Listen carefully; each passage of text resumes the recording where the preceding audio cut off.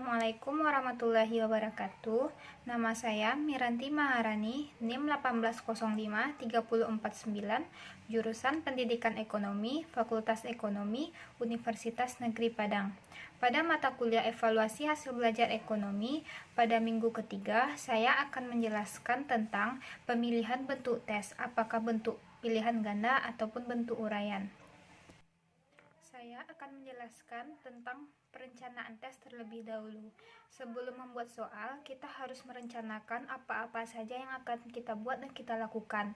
Yang pertama yaitu merumuskan tujuan serta menentukan apa-apa saja yang akan kita buat. Apakah tujuan dari soal yang kita buat tersebut. Yang kedua yaitu mengidentifikasi hasil-hasil belajar. Kita membuat soal dari apa yang telah dipelajari oleh siswa.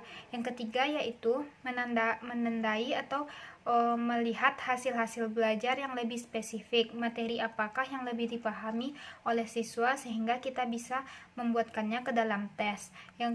Selanjutnya yaitu merinci mata pelajaran. Mata-mata pelajaran apa saja yang akan kita ujikan kepada siswa. Selanjutnya yaitu menggunakan tabel spesifikasi. Jadi kita spesifikkan mata pelajaran apa-apa yang akan diujikan.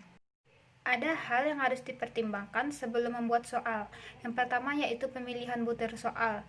Butir soal yang dipilih di sini yaitu sesuai dengan apa yang dipelajari dan tidak terlalu banyak.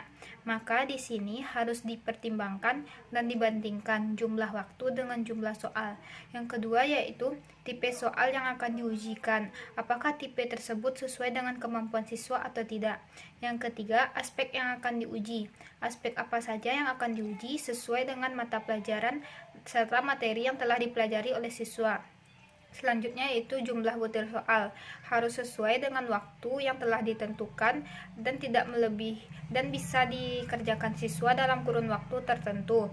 Selanjutnya yaitu kisi-kisi tes. Kita harus memberikan kisi-kisi apa saja yang akan diujikan nantinya sehingga siswa dapat belajar untuk mempersiapkan ujian untuk kedepannya.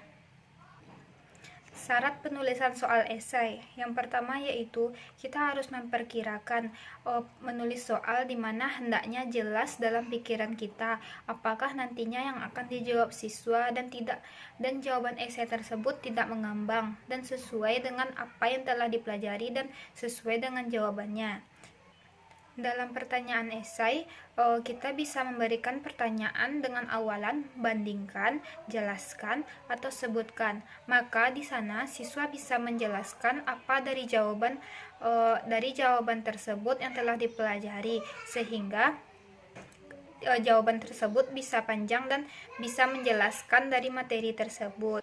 Dalam menuliskan pertanyaan, diusahakan tidak mempunyai arti ganda sehingga ketika siswa membaca soal bisa langsung terfokus dengan satu jawaban saja dan tidak memikirkan jawaban-jawaban yang lain. Maka apabila seperti itu, pikiran siswa akan bercabang sehingga membuyarkan konsentrasi dari siswa ketika menjawab pertanyaan. Selanjutnya, soal esai berhubungan dengan materi yang diajarkan, sehingga apa yang diujikan tidak melenceng dan tidak jauh dari materi yang telah ditetapkan. Contoh soal esai bisa seperti jelaskan apa manfaat belajar dan jelaskan apa manfaat disiplin bagi diri kita. Maka di sana siswa bisa menjabarkan apa yang ada di pikirannya serta apa materi yang telah diterimanya dan bisa dia tuangkan ke dalam jawaban esai tersebut.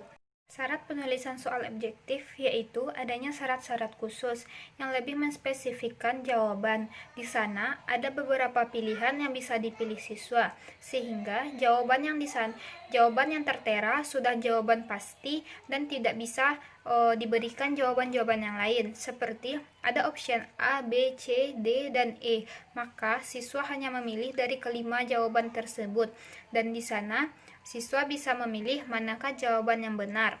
Dan soal yang diberikan pun adalah soal yang spesifik dan tidak adanya pendapat yang bisa diberikan siswa karena pilihan jawaban sudah ada di sana. Contoh soal objektif yaitu misalnya apakah manfaat dari belajar? Nanti ada di sana dijawabkan di bawahnya ada option A, B, C, D, dan E. Dan nanti siswa akan memilih. Apabila jawabannya B, siswa akan melingkari atau menyilanginya dari jawaban tersebut.